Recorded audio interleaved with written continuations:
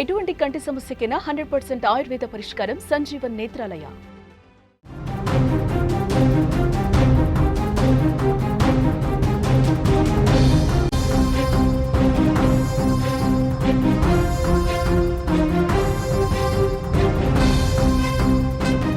Breaking news చూస్తున్నాం. సత్యసాయి జిల్లాలో తీవ్ర విషాదం నెలకొంది. నవవధువు బలవన్మరణం చెందింది. సోమవారం ఉదయం పెళ్లి జరిగితే రాత్రికి ఉరి వేసుకుని హర్షిత చనిపోయింది. మొదటి రాత్రికి ఏర్పాట్లు చేస్తున్న సమయంలోనే ఈ ఘటన జరిగింది. శోక సంద్రంలో కుటుంబ సభ్యులు మునిగిపోయి ఉన్నారు. ఇంటి ముందు వేసిన పెళ్లి పందిరి ఇంకా తీయనేలేదు. కాళ్లకు పెట్టిన పారాణి ఇంకా ఆరనేలేదు. పెళ్లికి వచ్చిన బంధువులు ఇంకా ఇండ్లకు చేరనే లేదు. కుటుంబ సభ్యులు బంధుమిత్రుల సమక్షంలో మంగళ వాయిద్యాల నడుమ మెడలో 3 ముళ్ళు వేసుకున్న ఆ వధువు గంటల్లోనే మెడకు ఉరితాడు బిగించుకుంది. పెళ్లి జరిగిన రోజే నవవధువు హర్షిత ఇంట్లో ఫ్యాన్కి ఉరేసుకుని బలవన్మరణానికి పాల్పడింది. సత్యసాయి జిల్లాలో ఈ విషాదం చోటు చేసుకుంది. సోమందేపల్లికి చెందిన కృష్ణమూర్తి వరలక్ష్మి దంపతుల ఏకైక కుమార్తె హర్షితకు కర్ణాటక రాష్ట్రం బాగేపల్లి గ్రామానికి చెందిన నరేంద్రతో సోమవారం ఉదయం హర్షితకు పెద్దల సమక్షంలో అంగరంగ వైభవంగా పెళ్లి చేశారు. అదే రోజు రాత్రి నవవధువు హర్షిత ఇంట్లో ఫ్యాన్కి ఉరేసుకుని ఆత్మహత్యకు పాల్పడింది. శోభనానికి ఒక పక్క కుటుంబ సభ్యులు ఏర్పాట్లు చేస్తున్నటువంటి సమయంలోనే హర్షిత ప్రాణాలు తీసుకోవటం అందరినీ కంటతడి పెట్టిస్తోంది. ఉదయం పెళ్లి సందడితో కళకళలాడిన ఆ ఇంట్లో విషాద ఛాయలు అలుముకున్న పరిస్థితుంది. ఆమె మరణానికి కారణాలు ఇంకా తెలియాల్సి ఉంది. నవ వధువుకి ఈ పెళ్లి ఇష్టం లేదా, లేక ఇతర కారణాలు ఇంకా ఏమైనా ఉన్నాయా? అన్ని కోణాల్లో కూడా పోలీసులు దర్యాప్తు చేస్తున్నారు.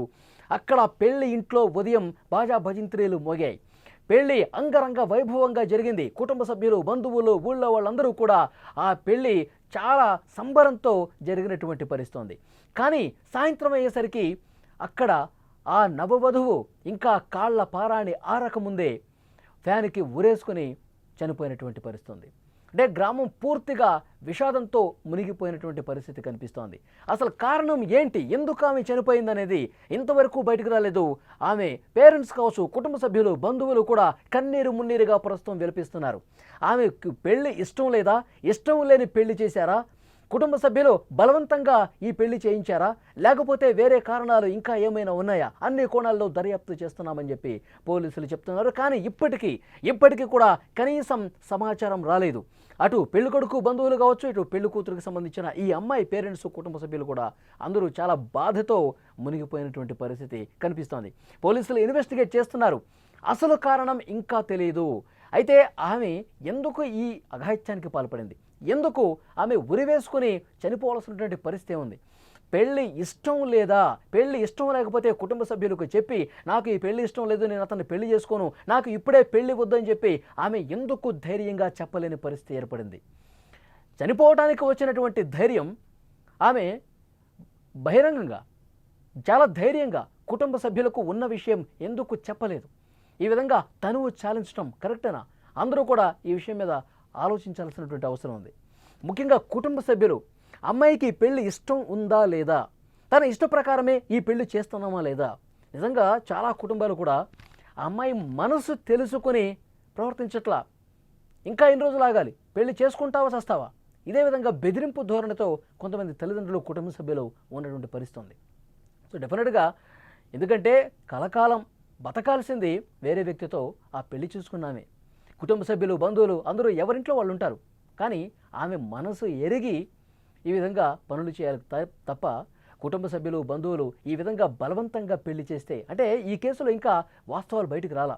పోలీసులు ఇన్వెస్టిగేట్ చేస్తున్నారు. ఆ అమ్మాయికి పెళ్లి ఇష్టం లేదా, ఇష్టం లేని పెళ్లి చేశారా, లేదంటే కనుక అంతకు ముందే ఎవరితోనైనా ఆమెకు ప్రేమ వ్యవహారం ఏమన్నా ఉందా? అన్ని కోణాల్లో దర్యాప్తు చేస్తున్నారు. వాస్తవం ఏంటో ఇంకా తెలియదు.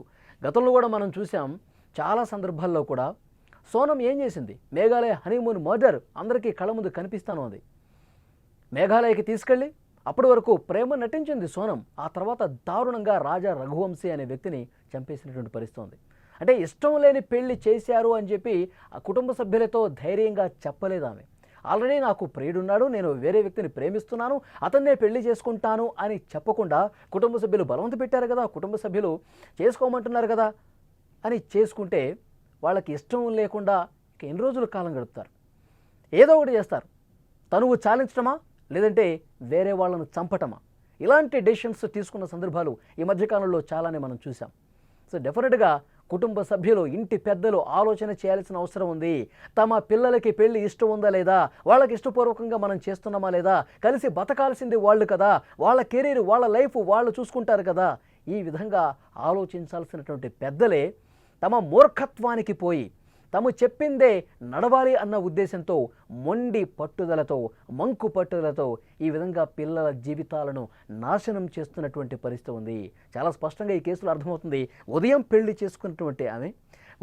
చేసుకున్నటువంటి హర్షిత సాయంత్రానికి ఇంటికి వచ్చేసి ఉరివేసుకొని చనిపోయిందంటే ఎంతటి బాధ దిగమింగుకుని ఉండాలి, ఎంతటి బాధపడి ఉండాలి. ఒకవైపు కుటుంబ సభ్యులు చాలా సంబరంతో ఉన్నారు, సంతోషంతో ఉన్నారు, శోభనానికి సంబంధించి ఏర్పాట్లు కూడా చేస్తూ ఉన్నారంట.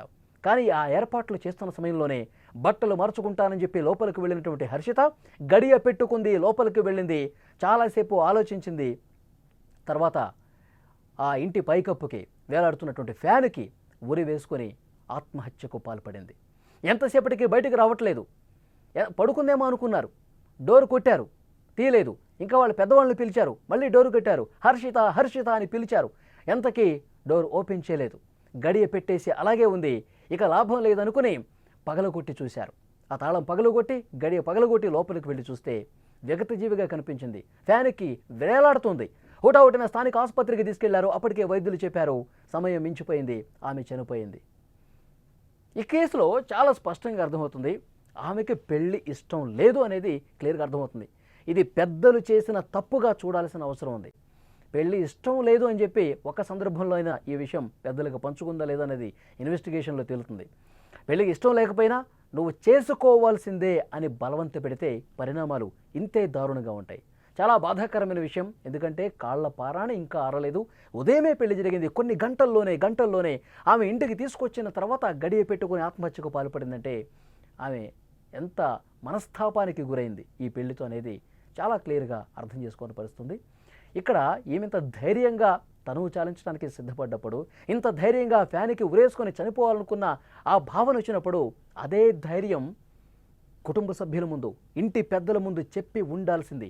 నాకు ఈ పెళ్లి ఇష్టం లేదు, ఈ పెళ్లి చేస్తే నాకు ఇక బతుకే లేదని చెప్పి ఉండాల్సింది. అలా చెప్పి ఉంటే ఒక ప్రాణం నిలిచి ఉండేది. సో ఇటు ఈ అమ్మాయిది తప్పు కనిపిస్తుంది, ఇంటి పెద్దలది కూడా స్పష్టమైనటువంటి తప్పు కనిపిస్తుంది. పోలీసులు ఇన్వెస్టిగేట్ చేస్తున్నారు. ఎవరైతే పెళ్లి చేసుకున్నాడో ఆ కర్ణాటక రాష్ట్రానికి సంబంధించిన వరుడు, అతని కుటుంబ సభ్యుల్ని కూడా విచారిస్తూ ఉన్నారు. ఫోన్ రికార్డింగ్స్ అన్ని కూడా పరిశీలిస్తున్నారు. అన్ని కోణాల్లో దర్యాప్తు చేస్తున్నారు. వాస్తవాలు మరికొద్ది గంటల్లోనే బయటకు వచ్చే అవకాశం ఉంది.